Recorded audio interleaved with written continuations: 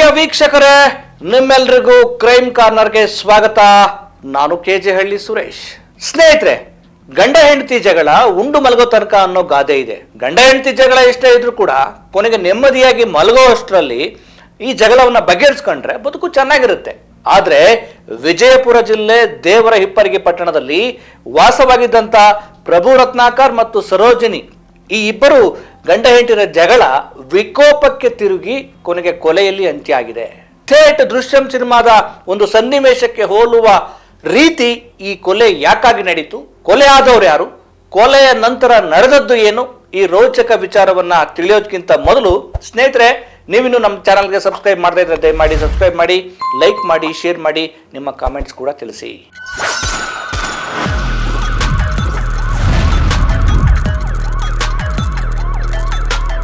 ವೀಕ್ಷಕರೇ, ವಿಜಯಪುರ ಜಿಲ್ಲೆ ದೇವರ ಹಿಪ್ಪರಗಿ ಪಟ್ಟಣದಲ್ಲಿ ಪ್ರಭು ರತ್ನಾಕರ್ ಮತ್ತು ಸರೋಜಿನಿ ವಾಸವಾಗಿರ್ತಾರೆ. ಚಂದವಾಗಿ ಜೀವನ ಮಾಡ್ತಿದ್ದ ಈ ಕುಟುಂಬದ ಮೇಲೆ ಸಾಲ ಅನ್ನೋ ಕರಿನೆರಳು ಬೀಳುತ್ತೆ.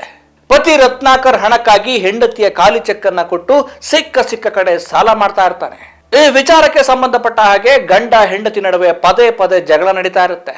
ಅವತ್ತು ಜನವರಿ 24 ರಾತ್ರಿ 10ರ ಸಮಯ ಇದೇ ಸಾಲದ ವಿಚಾರಕ್ಕೆ ಸಂಬಂಧಪಟ್ಟ ಹಾಗೆ ಗಂಡ ಹೆಂಡಿರ ನಡುವೆ ಜಗಳ ಶುರುವಾಗುತ್ತೆ. ಪರಿಸ್ಥಿತಿ ವಿಕೋಪಕ್ಕೆ ತಿರುಗಿ ಪತಿ ರತ್ನಾಕರ್ ಮನೆಯಲ್ಲಿಯೇ ಕಬ್ಬಿಣದ ರಾಡ್ನಿಂದ ತನ್ನ ಹೆಂಡತಿಯ ಮೇಲೆ ಹೊಡೆದು ಕ್ರೌರ್ಯವನ್ನು ಮೆರೀತಾನೆ. ಕೊನೆಗೆ ಗಂಡನಿಂದ ಹಲ್ಲೆಗೊಳಗಾದ ಸರೋಜಿನಿ ರಕ್ತದ ಮಡುವಿನಲ್ಲೇ ಬಿದ್ದು ಕೊಲೆಯಾಗ್ತಾಳೆ. ಆ ನಂತರ ಆ ಕ್ರೂರಿ ರತ್ನಾಕರ ಕೊಲೆಯಾದ ಸರೋಜಿನಿಯನ್ನ ತನ್ನ ಮನೆಯ ಮುಂಭಾಗದ ಹೊರ ಆವರಣದಲ್ಲಿ ಗಿಡ ನೆಡಲು ಹೂತಿದ್ದ ಜಾಗದಲ್ಲಿ ಮತ್ತಷ್ಟು ಗುಂಡಿಯನ್ನ ಆಳವಾಗಿ ತೆಗೆದು ಯಾರಿಗೂ ಗೊತ್ತಾಗದ ಹಾಗೆ ಊತು ಹಾಕಿ ಕೆಲಸ ಮುಗಿಸ್ತಾನೆ. ಬೆಳಗ್ಗೆ ರಾತ್ರಿ ಏನು ಘಟನೆ ನಡೆದೇ ಇಲ್ಲ ಅನ್ನೋ ರೀತಿಯಲ್ಲಿ ತನ್ನ ಹೆಂಡತಿ ಕಾಣಿಸ್ತಾ ಇಲ್ಲ, ರಾತ್ರಿಯಿಂದ ಮನೆಗೆ ಬಂದಿಲ್ಲ, ನಿಮ್ಮ ಮನೆಗೆ ಏನಾದ್ರೂ ಬಂದಿದ್ದಾಳ ಅಂತ ಹೇಳಿ ತನ್ನ ಸಂಬಂಧಿಕರಿಗೆ ಕರೆ ಮಾಡಿ ಕತೆ ಕಟ್ತಾನೆ. ಇದಷ್ಟೇ ಅಲ್ಲದೆ ತನ್ನ ಮಗನನ್ನ ಕರೆದುಕೊಂಡು ಅಲ್ಲಿ ಇಲ್ಲಿ ಹೆಂಡತಿಯನ್ನ ಹುಡುಕುವ ನಾಟಕ ಮಾಡ್ತಾನೆ. ಕೊನೆಗೆ ಯಾರಿಗೂ ನನ್ನ ಮೇಲೆ ಅನುಮಾನ ಬರದೇ ಇರಲಿ ಅನ್ನುವ ಕಾರಣಕ್ಕೋಸ್ಕರ ದೇವರ ಹಿಪ್ಪರಗಿಯ ಪೊಲೀಸ್ ಸ್ಟೇಷನ್ಗೆ ಹೋಗಿ ಸವದತ್ತಿಗೆ ಹೋಗುವ ಸಲುವಾಗಿ ದೇವರ ಹಿಪ್ಪರಗಿ ಪಟ್ಟಣದ ಕಿರಾಣಿ ಅಂಗಡಿಗೆ ಅಗತ್ಯ ಸಾಮಗ್ರಿಯನ್ನ ತರೋದಕ್ಕೆ ಹೆಂಡತಿ ಹೋಗಿದ್ಲು. ಪತ್ನಿ ಸರೋಜಿನಿ ಮತ್ತೆ ತಿರುಗಿ ಬಂದಿಲ್ಲ. ಹೀಗಾಗಿ ಆಕೆಗಾಗಿ ತಾನು ಮತ್ತು ತನ್ನ ಮಗ ಪಟ್ಟಣದ ತುಂಬೆಲ್ಲ ಹುಡುಕಾಡಿದ್ದೇವೆ, ಆದ್ರೆ ಆಕೆ ಪತ್ತೆ ಆಗಿಲ್ಲ. ಇದರಿಂದ ಮತ್ತಷ್ಟು ಆತಂಕಗೊಂಡು ಸಂಬಂಧಿಕರಿಗೆ ಫೋನ್ ಮಾಡಿ ಕೇಳಿದ್ದೇನೆ ಅಂತ ಹೇಳಿ ಎಲ್ಲ ವಿಚಾರಗಳನ್ನ, ನಾಟಕದ ವಿಚಾರಗಳನ್ನ ಪೊಲೀಸರಿಗೆ ಒಪ್ಪಿಸಿ ಒಂದು ಕಂಪ್ಲೇಂಟ್ ಕೊಟ್ಟು ಬಂದಿರ್ತಾನೆ. ಆನಂತರ ತಾನು ಕೊಲೆ ಮಾಡಿ ಹೂತು ಹಾಕಿದ್ದ ಹೆಂಡತಿಯ ಸಮಾಧಿಯ ಮೇಲೆ ತನಗೇನು ಗೊತ್ತಿಲ್ಲ ಎನ್ನುವಂತೆ ಯಾರಿಗೂ ಅನುಮಾನ ಬರದಂತೆ ಬರೋಬ್ಬರಿ 24 ದಿನಗಳ ಕಾಲ ಓಡಾಡ್ಕೊಂಡಿರ್ತಾನೆ. ಕೊನೆಗೆ ಪ್ರಕರಣವನ್ನ ದಾಖಲಿಸಿಕೊಂಡ ಪೊಲೀಸರು ಪ್ರಕರಣವನ್ನ ಭೇದಿಸಲು ಶುರು ಮಾಡ್ತಾರೆ. ಇಲ್ಲಿ ಶುರುವಾಗುತ್ತೆ ನೋಡಿ ನಿಜವಾದ ಆಟ. ಕೊನೆಗೆ ಪೊಲೀಸರು ಎಲ್ಲ ಆಯಾಮದಲ್ಲೂ ತನಿಖೆ ನಡೆಸ್ತಾರೆ. ಯಾವ ಕಡೆ ನೋಡಿದ್ರು ಪೊಲೀಸರಿಗೆ ರತ್ನಾಕರನ ಮೇಲೆ ಅನುಮಾನ ಶುರುವಾಗುತ್ತೆ.